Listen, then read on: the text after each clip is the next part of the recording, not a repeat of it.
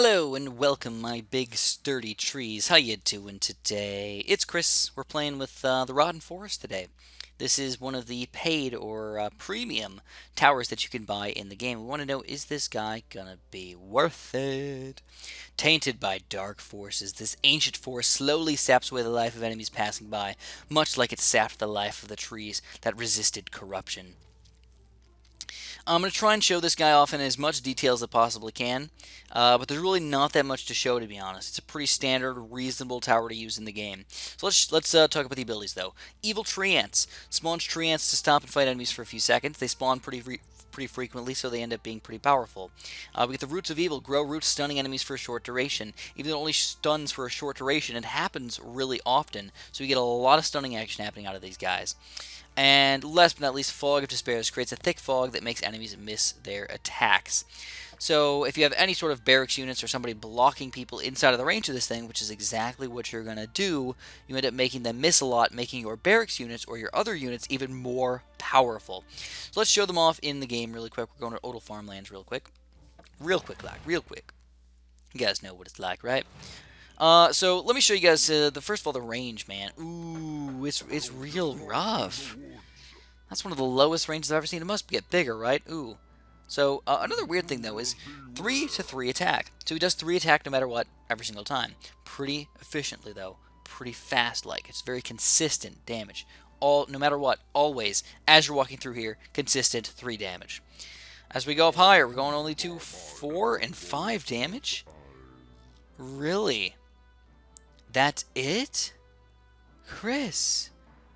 I thought it was going to be like 10 or 20 or something like that.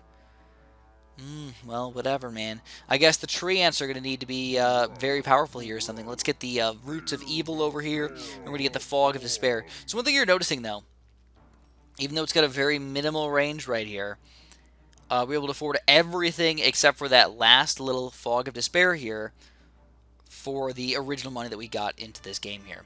So that's a pretty good rate. The question is it going to be good enough? Is it going to be worth it to actually say that it's good? So, but if we had to talk about him, I probably shouldn't have done that, man. Well, you kind of get to see it in action here. You get to see the vines in action, you get to see the damage in action, you get to see the tree ants in action. Tree ants only 260 health here. It seems like they die pretty quickly, but again, they do come back fairly often. So don't worry about them too much. We got 2 of them popping out over there.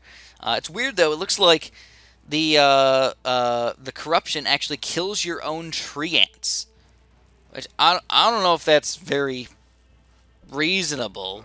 You know, it's kind of stupid that it kills them themselves. You know, like they're part of the forest. They should be able to easily take it down. Here you go. With that stunning, it's not just 1 unit or 2 units. It's everybody who gets stunned. And when you get stunned for a long time over there. Don't forget, if you combine this with other towers that can attack people, it's going to be pretty freaking solid, man. Not going to lie. But basically, we're doing an excellent job over here. We're going to finish it off with one last bit of Fog of Despair right here. 10% bonus on these guys. Before I actually get rid of here, though, I'm actually going to sell this guy, rebuy it, and just make sure I reread any special things about the tree ants or any special things about the vines, just to make sure I don't mess it up for you guys. Think of this tower as an artillery tower. That's the best way to do it, man. It's going to be very similar to a furnace. It's going to be very similar to the goblin barrels. It's going to do consistent, constant damage to people over time. And that's pretty much it. It's not going to do anything big, and I know the stronger the unit, the worse this thing's going to be, just like any regular artillery.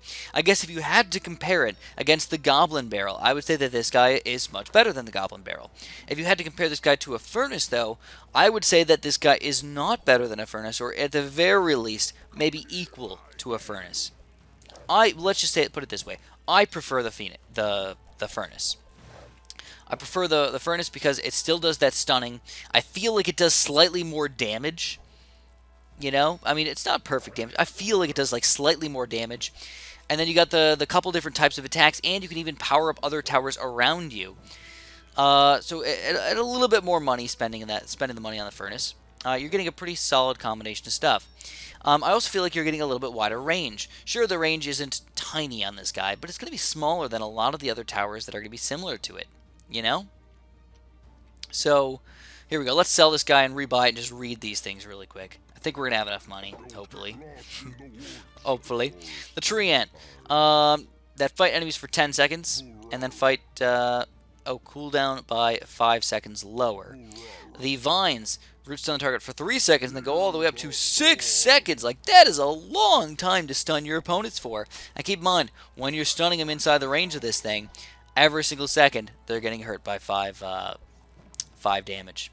Or not even every second, every, like, quarter second or whatever. Like, it's a pretty fast drain over here. And then, to finish it off, the fog. 5% and then 10% over here. And like I said, all that's really doing is making your barracks guys just a little bit stronger. Yeah, it's kind of weird that these guys are getting hurt by themselves. I guess, I don't know if it's for sure that this guy is hurting them with his 5 damage per thing, or if they're just getting, like a decay happening, kind of like a zombie can have happen, where they just decay over time until eventually they die. If I had to give this guy a rating, I would probably give him like a 7 out of 10. I do find him sort of interesting. I find him kind of cool to use, but I don't find him to be like OP or very, very powerful. I feel like you don't really need him. Just use one of the other artillery towers. Mainly use the furnace tower instead. He can be just as effective, if not more effective. But, you know, of course, it's up to you if you really like the idea of this guy. He can be pretty cool to use, man. I mean, it's fun to see him like actually make an aura of effect around himself over here. And with the fog, too, it gets even cooler, doesn't it? I kind of like looking at the fog, you know? But maybe that'll even hurt you a little bit. Like, will you be able to see what the heck's going on when you got big bundles of people, man? I don't know. Does the double fog make it worse? No, it doesn't. Definitely going to be a little difficult to make that happen, though, for sure, as well. But having these little tree ants pop up, having the consistent damage, it's all good. So that's all I'm going to have for you guys today, though. If you enjoyed my video, make sure you press the like button. If you didn't like the video, you think I did a bad job explaining this tower, or for whatever reason you don't like what I did, let me know in the comments below why you didn't like it. And of course, have a super duper delicious day.